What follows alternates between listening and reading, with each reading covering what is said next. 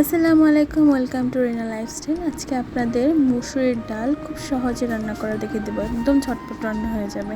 তো প্রথমে পানিতে মুসুরির ডাল, তারপর পেঁয়াজ কুচি, মরিচ, হলুদ গুঁড়া আর স্বাদ মতো লবণ দিয়ে দেবো। আর এখানে কাঁচামরিচের পরিমাণ একটু বেশি দেওয়া হয়েছে, তাই জন্য আমি মরিচের গুঁড়াটা দিলাম না। আর যারা একটু বেশি ঝাল খান, হয় মরিচটা আরও একটু বাড়িয়ে দিবেন, নয় হয় আপনারা মরিচের গুঁড়োও দিতে পারেন। তো বলক আসার পরে আমি যে ফোড়নটা দিয়ে দিব। ডালটা ভালো করে ঘুটে নেবেন। তো ফোড়নে যে সরিষা তেল দিয়ে প্রথমে যে পেঁয়াজ কুচি, জিরা, গোটা জিরা আর রসুন আর একটা তেজপাতা দিয়ে ভালো করে একটু বাদামি কালার করে ডালটা আমি দিয়ে দিয়েছি।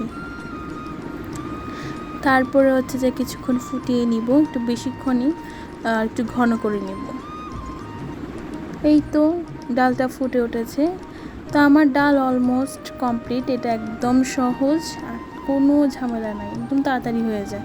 তো একবার হলো ট্রাই করবেন, এটা অনেক মজার একটা ডাল। মানে পাতলা ডাল অনেকে অনেক রকমভাবে রান্না করে, বাট এইভাবে আমার মনে হয় বেশি মজা লাগে। আর যদি একটু ঘন করতে চান আর একটু, তাহলে আরও বেশি ফুটাবেন। আর যদি একটু আল্লাহ হাফেজ।